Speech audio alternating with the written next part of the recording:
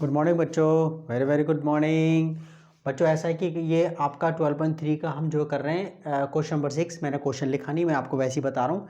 एक टेबल है, टेबल का कवर है, ओके, और उस पर एक सर्कुलर टेबल कवर है और जिसका रेडियस 32 है। जिसका रेडियस कितना है? 32 सेंटीमीटर है। 32 सेंटीमीटर है रेडियस जो है, ठीक है। वो कह रहा है, और इसमें एक इक्विलेटरल ट्रायंगल है, इक्विलेटरल ट्रायंगल ले लिया, ठीक है। और वो कह रहा है भाई साहब डिज़ाइन का एरिया निकालो। क्या निकालो? डिज़ाइन का एरिया निकालो। ये तो बहुत आसान है कि भाई हम जो है ये सर्कल का एरिया निकाल लें। भाई रेडियस तो दे रखा है 32 सेंटीमीटर, एरिया निकाल लेते हैं पाई आर स्क्वायर सर्कल का। ट्रायंगल का एरिया माइनस कर देते हैं, लेकिन ट्रायंगल का एरिया इक्विलेटरल ट्रायंगल है, ये फॉर्मूला ये हो गया जी √3/4 into side square. Equilateral triangle का एरिया क्या हो गया? √3/4 इंटू साइड स्क्वायर। लेकिन प्रॉब्लम ये है कि हमारे पास साइड ही नहीं है, हमारे पास साइड नहीं है, साइड नहीं है हमारे पास। तो हमारे पास इसकी जो है इसको एक दूसरे तरीके से भी किया जा सकता है। तो यहाँ पर हम जो है यहाँ ये हमारे पास सेगमेंट है। क्या ये सेगमेंट है? ये आप गौर से देख रहे हो, ये कॉर्ड है और इसमें सेगमेंट, और ये इक्वल है, ये सारे इक्वल सेगमेंट है, इक्वल डिज़ाइन है। ये एक का निकल गया तो 3 से मल्टीप्लाई कर देंगे। अच्छा, सेगमेंट का एरिया हमने जो है दो तरीके से निकाल सकते हैं, एक तो एनसीईआरटी वाले तरीके से और एक फॉर्मूले से, ठीक है। तो आपको एनसीईआरटी वाला तरीका जो है उसमें वो, क्योंकि अधिकतर टीचर क्या काम करते हैं कि सेगमेंट का एरिया पता है कैसे निकाल देते हैं? वो θ/360 ठीक है ना, पाई आर स्क्वायर इस ढंग से, माइनस वो इसका फॉर्मूला लगाते हैं half into R square into sine theta वाला फॉर्मूला लगा देते हैं, और यहाँ पर half into R square into sine theta, ठीक है। और वो आपका फिर क्या कर देते हैं, इसमें से आपका आर कॉमन ले लेते हैं, आर स्क्वायर कॉमन ले लेते हैं, क्या कह देते हैं वो θ/360 और इंटू पाई, और ये आपका हाफ, ठीक है, इंटू साइन थीटा, ओके ना। वो इस ढंग से बता देते हैं आपको। लेकिन बच्चे एनसीईआरटी में नहीं है वाला फॉर्मूला।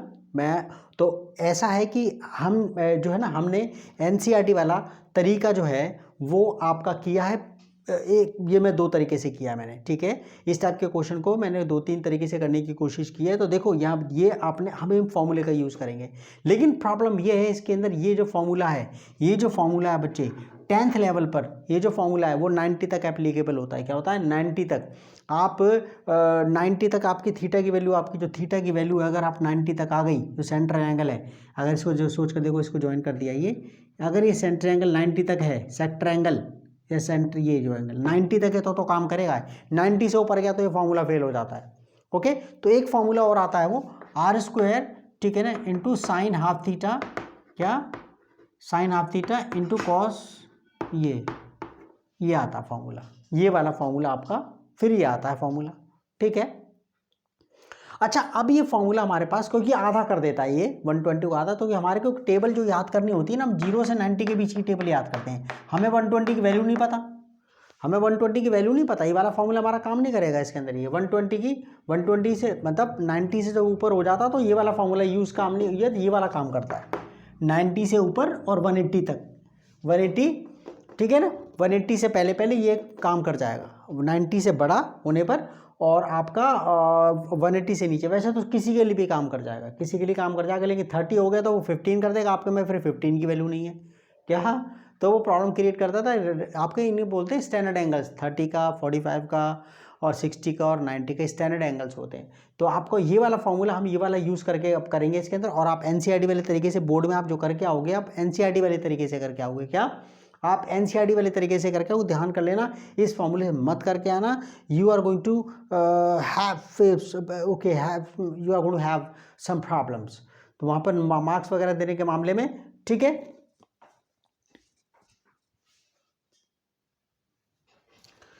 तो बच्चों अब हम इस क्वेश्चन को कर रहे हैं, ओके, इस फॉर्मूले का यूज़ करके। तो एनसीईआरटी वाला आप जो एनसीईआरटी वाला तरीका है वो आप दूसरा वीडियो देख लेना, उसके अंदर डिस्क्रिप्शन में चले जाना है, फिर प्लेलिस्ट में, डिस्क्रिप्शन में तो शायद अभी नहीं डालो, शायद जब तक आप देखोगे तब तक डाल दूंगा, ठीक है। प्लेलिस्ट में तो पक्का। तो यहाँ पर इसको let O be the centre of the circle, क्या लिख देते हैं, लेट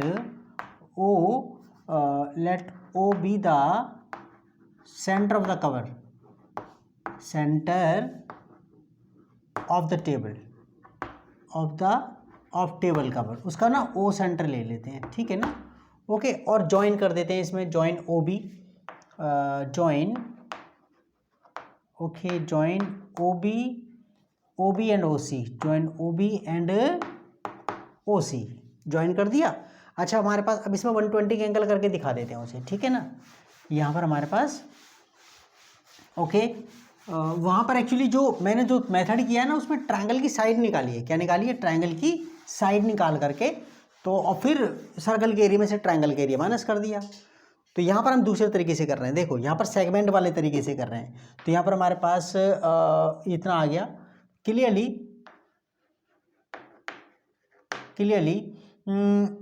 एंगल, ठीक है ना। एंगल हमारे पास angle BOC twice angle A, ठीक है। Angle BOC twice angle A यहाँ लिखेंगे, ठीक है। Angle subtended, angle at the centre, चलिए angle at the centre is twice, statement बहुत लंबा है उसमें, ठीक है। 9th वाला है आपका, angle at the centre is twice the angle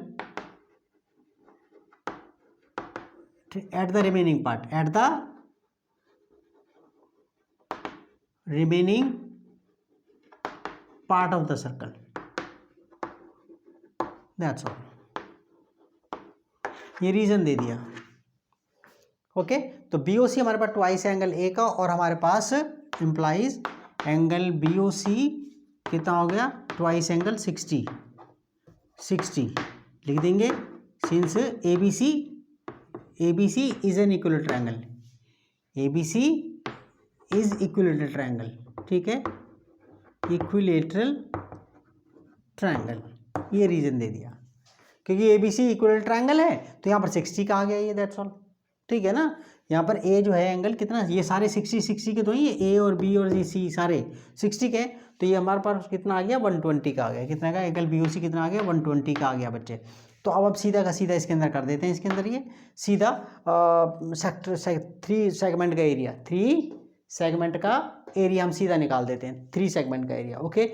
so सीधा अब हमारे पास रेडियस तो बाकी का मैं रेडियस तो हमारे पास है ही है, इसके अंदर फॉर्मूला आपको पता है सेगमेंट का। सो रिक्वायर्ड एरिया, क्या रिक्वायर्ड एरिया क्या पूछा उसने? डिजाइन का एरिया पूछा। 3 सेगमेंट है ये, क्या ये? 3 सेगमेंट। एक required area equal to 3 into area of segment, 3 into area of segment of circle, क्या segment of circle, that's all. 3 into area of segment. यहाँ पर सेगमेंट का एरिया में पता ही है, ये सेगमेंट का एरिया में पता ही है ना, उसके अंदर फॉर्मूला लगा के सीधा कर रहे हैं बच्चे। पूरे सेक्टर के एरिया में से ट्रायंगल के एरिया माइनस, और ट्रायंगल का जो फॉर्मूला होगा वो हम कैसे निकालेंगे? Half into r² into sine half theta, और ये कॉस हाफ थीटा, समझ गया? ये ट्रायंगल का एरिया का फॉर्मूला होता है, ये ट्रिग्नोमेट्री का यूज़ करके। लेकिन आपका ये जो है फॉर्मूला, ये हायर क्लासेस के लिए आपका ये वाला, ठीक है। लेकिन आप जो कर रहे हैं देखो, 3 इंटू एरिया ऑफ सेगमेंट, हमें पता ही है कितना हो गया, πr² थीटा। NCERT में करके दे रखा है, θ/360 इंटू πr²। अच्छा, तो πr² θ/360, और ये आपका r² into sine half theta, that's all. आप देख रहे हो, ये सीधा का सीधा 3 से, ये सेगमेंट का एरिया है 3, ठीक है। अब कैलकुलेट करते हैं, सीधा वो अपने आप ही निकल आएगा उसके अंदर, ठीक है। देखो इसमें ये वाला अब तो कैलकुलेशन है बाबूजी, अब तो इसे खा जाएंगे हम सॉरी।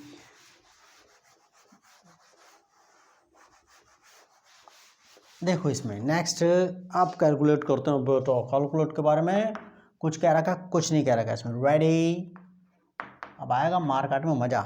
ये पाई की वैल्यू 22/7, आर हमारे पास कितना है? 32 का स्क्वायर, और थीटा कितना है? 120, ठीक है जी। और ये 360, और ये r², ठीक है। r² हमारे पास वही 32 का स्क्वायर साइन 120/2 और कॉस भी 120/2, ठीक है ना। वो बड़ा सा ब्रैकेट करके बंद कर लेते हैं इसको साइन। तो बच्चे आगे करके करें इसको आगे। ये इसको 3 गया, ये 120 से 120 से 360 को काट दे, 3 आ गया। ऐसे मत करते ना सीधा काट दो, गलत हो जाएगा। जब तक वो अपने ब्रैकेट में नहीं कर लेंगे ना बोर्ड मास के रूल के हिसाब से, तब तक बात नहीं करेगा वो बाहर वाले से, ठीक है। तो कितना हो गया ये 22 इंटू 32 का स्क्वायर अपॉन 7, ठीक है जी। और ये 32 का स्क्वायर, ठीक है, 32 का स्क्वायर। और यहाँ पर साइन कट के कितना आ गया, साइन 60 आ गया और एक कॉस 60 आ गया, साइन 60 और कॉस 60 इंटू और है, ठीक है। तो हमारे पास ये इसका कुछ नहीं कर सकते अभी। 22 इंटू ऐसा करके करें, इसमें पहले तो वैल्यू रख रहे हैं इसमें 32 इंटू ये 22 इंटू 32 का स्क्वायर, ये 7 और ये अभी मल्टीप्लाई नहीं कर रहे, ठीक है। साइन 60 कितना होता है √3/2, कॉस 60 कितना होता है 1/2। That's all, okay boss. तो कितना हो गया, इसमें से आप जो है क्या काम करो, इसके अंदर से ये ना बाहर निकाल दो इसको। ये 32 का स्क्वायर 3 इंटू 32 का स्क्वायर बाहर आ गया, वो R स्क्वायर बाहर आता है ना फॉर्मूले में, हाँ, कहता है 22/7, ठीक है जी। 22/7 ये बचा हमारे पास, 22/7 बचा है। 32 का स्क्वायर आ गया तो ये √3/4 आ गया, ठीक है। और फिर आगे और सिंप्लीफिकेशन इसको करते हैं, इसको 32 को 32 से मल्टीप्लाई करेंगे, फिर आगे इसको सॉल्व करेंगे। सही है ना सर जी, 32 को वैसे ही मल्टीप्लाई कर लो, कितना आसान है। चलो भी कर लेते हैं, 4 6 6 9, कितना आ गया, आजा भाई आजा आजा आजा आजा आजा, कितना 2 4 और ये 6 और ये 6 और ये 9 और ये 4 और ये 12 और ये 10, तो कितना हो गया 1024। यस बॉस, एलसीएम लिया इसका, एलसीएम आ गया, ठीक है 28। मैं तो ऐसे करके लिखता हूँ इसे, ठीक है। तो आपका कितना, ये 4 से मल्टीप्लाई हो गया, ओके 4 इंटू 22, और ये 4 ये 7 से हो गया, -7√3, ठीक है। अच्छा, इसमें हमारे पास अब आपका सिंप्लीफिकेशन कर दो, ये तो इसको मल्टीप्लाई कर रहे हैं। 3 4 ज़ा 12, एक बचा, 3 2 ज़ा 6 और एक कैरी जुड़ गया उसमें 7 हो गया, और ये तो 0 ही आ गया, और 3 1 ज़ा 3, ठीक है। अच्छा, इसमें हमारे पास ये, और इसको सॉल्व कर लेते, 88 माइनस है कुछ 7√3/28। 28 क्या, पहले काट देते हैं ना, इसे कट रहा है ये, ठीक है, जा रहा है, दोनों जोड़े 9 और 3 को जोड़े 12, 4 से जा रहा है, ठीक है। 4 7 ज़ा 28, 2 बचा, 4 7 ज़ा 28, 2 बचा आपके पास, तो 27 हो गया, और 4 6 ज़ा 24, ठीक है। तो हमारे पास 24, 3 बच गया, 4 8 ज़ा 32, तो हमारे पास कितना आ गया 768, ठीक है। और हमारे पास 88 और ये 7√3, ठीक है। अच्छा, इसको वो आगे सॉल्व करने की कोशिश कर रहा है उसे वो, तो हम जो है इसके अंदर ये यहाँ पर हमारे पास ये 8 से तो डिवाइड 7 से तो होगा नहीं, तो क्या काम करें इसके अंदर, ये इसको मल्टीप्लाई कर देते हैं। इसको क्या मल्टीप्लाई में कितना आंसर आ रहा है इसके अंदर, वह लंबी चौड़ी रकम आ रही है, तो इसको ना, इसको मल्टीप्लाई करते हैं, इसको देखो, इसको 768 को इसको सीधे अंदर ले जाते हैं, ठीक है। तो वो कह रहा है इसको अंदर, ये लो जी अंदर ही ले जाऊँ मैं इसे, 88 इंटू 768 माइनस ये लो। कैलकुलेशन आपकी बच्चों अपनी होनी चाहिए, कैलकुलेशन ना टीचर की नहीं लेते उसमें कैलकुलेशन को। तो आपके पास इतना आ गया। अब देखो, इसको हम कर रहे हैं, इसको मल्टीप्लाई, ये कितना हो गया 88 इंटू 768, ओके। अच्छा, इसमें हमारे पास ये 7 से जा रहा है। 7 6 8 हमारे पास ये कुछ कॉमन है इसमें। नीचे तो ये तो खैर 7 में आ गया, मेरे को देखने तो कहाँ कैलकुलेशन में गलती होगी, टाइम लग जाएगा वरना बच्चों। गड़बड़ कर दी ना मैंने, ये 3 यहाँ पर 3 आएगा ना, ओके ना, ये 3 आना चाहिए इसके अंदर। हाँ, और ये 3 रह गया था, 3 से तो हमने ये करा ही नहीं हमने, और 7 इसका रह गया था, ये 7 इंटू 3, ठीक है ना। हाँ, और ये था 7 इंटू 3। अब आया ना समझ में। मैं कह रहा भाई गड़बड़ कहाँ हो गई, गड़बड़ कहाँ हो गई, गड़बड़ कहाँ हो गई। 7 इंटू 3। अब एलसीएम लिया था इसका, अब एलसीएम ये यहाँ पर हमारा एलसीएम कितना, ठीक है 7 इंटू 3 यानी कि आपका, आप ऐसे कैसे प्रोडक्ट ही होगा एलसीएम तो, ठीक है। तो हमारे पास इसके अंदर, हाँ अब ये आ गया ना, ये 4 से मल्टीप्लाई हो गया, और यहाँ पर 7 इंटू 3 से, 7 इंटू ये 21 से, ये ना नहीं कैलकुलेशन में तो गड़बड़ हो ही जाती है बच्चे। ये 21 रूट 3, ठीक है।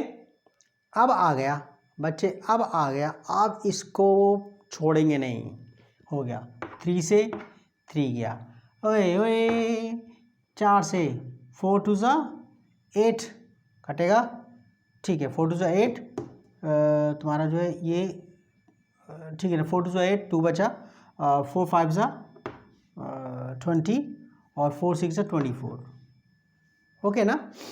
तो हमारे पास इतना आ गया ये, ठीक है। अब मैं इसे देखूं कि हमारा कैलकुलेशन सही आता है, नहीं आता, नहीं आता तो दोबारा कर लेंगे इसे। देखो 256 सीधा मल्टीप्लाई कर रहा हूँ इसको, 2 सीधा 256 इंटू 4 इंटू 22, और आपका ये जो है, अब देखो मैंने इसे इसलिए काट दिया क्योंकि अब ये पूरा ब्रैकेट में कैलकुलेशन हो गई है। अच्छा, अब इसको अंदर करके कर रहा हूँ इसमें 21, ठीक है ना, रूट 3 इंटू 2, ओके ये था पूरा 256 को अंदर ले गए बस हम, ये काम करा। नीचे तो अंदर नीचे 7 बचा ही बचा है, ठीक है जी, बाकी कुछ नहीं करा। अब यहाँ पर हमने अब इसको मल्टीप्लाई करना है, क्या 256 को, ये 88 को, ये 80 तो है ये, तो 256 इंटू 88 आ गया बेटा, आ गया, यह आएगा, यह आएगा, ठीक है ना। आगे अब आगे जो है इसको इससे मल्टीप्लाई कर देते हैं इसको। मैं आपको बताऊं, आप जो है ना इस ढंग से, आप 7 इसके नीचे भी आएगा, 7 इसके नीचे भी आएगा, तो अगर आप मल्टीप्लाई करके काटोगे तो बड़ा लब बैठेगा। यहाँ पर आप इसको ना सेपरेट करके, कैलकुलेशन का तरीका बता रहा हूँ आपको मैं, यहाँ पर आप इसको इस ढंग से आप मल्टीप्लाई करके, चलो आपने लिख दिया, इसको कितना आया 22,528 कुछ ऐसे आया, इसको करके ऐसे करके लिख दिया। नेक्स्ट स्टेप में 21 रूट 3 256 अपॉन 7, ये इससे कटेगा, वरना मल्टीप्लाई करके काटते तो प्रॉब्लम पड़ जाती। 7 3 ज़ा 21, ठीक है ना। तो आपका ये, अब इसके मामले में देखो अभी हमारे पास कितना, ये तो इतना आ ही रहा है, ठीक है। और ये हमारे पास अब कितना बच गया, ये तो 7 इसका है भाई, 3, और ये इसको मल्टीप्लाई करते हैं 3 को, ठीक है 2, फिर ये तो ऐसे कर देंगे 3 6 ज़ा 18, 3 5 ज़ा 15, और ये 16, और आपका 3 2 ज़ा 6, और ये 7, और ये रूट 3, ऐसे कैसे ही ये वाला रूट 3, ठीक है ना। आ गया ना, ये सेंटीमीटर स्क्वायर आगे तो क्या सही है ना आंसर, हाँ ठीक है सही है, ठीक है। तो ये कैलकुलेशन में था, बस वहाँ पर जो कैलकुलेशन में मैंने गलती कर दी उसके अंदर, तो कैलकुलेशन तो आपकी अपनी होगी ना, कैलकुलेशन किसी टीचर की थोड़े ना मानते हैं आप, कैलकुलेशन का मामले टीचर की नहीं माननी पड़ती, ओके ना। हाँ टीचर की नहीं माननी पड़ती, मैंने पूरी कैलकुलेशन करके दिखाई है आपको ये, ओके। अलग अलग तरीके से हम आप अपने तरीके से कैलकुलेट करके करना है इसको, ठीक है बच्चों। तो इस तरीके से हो गया वाला question, okay. Enjoy mathematics, calculation मेरी स्ट्रॉन्ग थोड़ी नीचे आपकी होनी चाहिए, okay. Bye bye, take care बच्चों। और इंग्लिश के लिए परफेक्ट मैथ इंग्लिश चैनल को सब्सक्राइब कर लेना, आप एंजॉय करो पढ़ाई को, और इस चैनल को सब्सक्राइब करो, और प्लीज़ है सब्सक्राइब टू द चैनल, और आप जो है ना शेयर कर देना वीडियोस को, ठीक है, ताकि थोड़ा सा I can get some help from, थोड़ा सा ज़्यादा व्यूज़ आते हैं तो मज़े आते हैं उसके अंदर। बस मेरा काम है आपकी मैथ्स में प्रॉब्लम सॉल्व करना। Okay, bye bye, take care.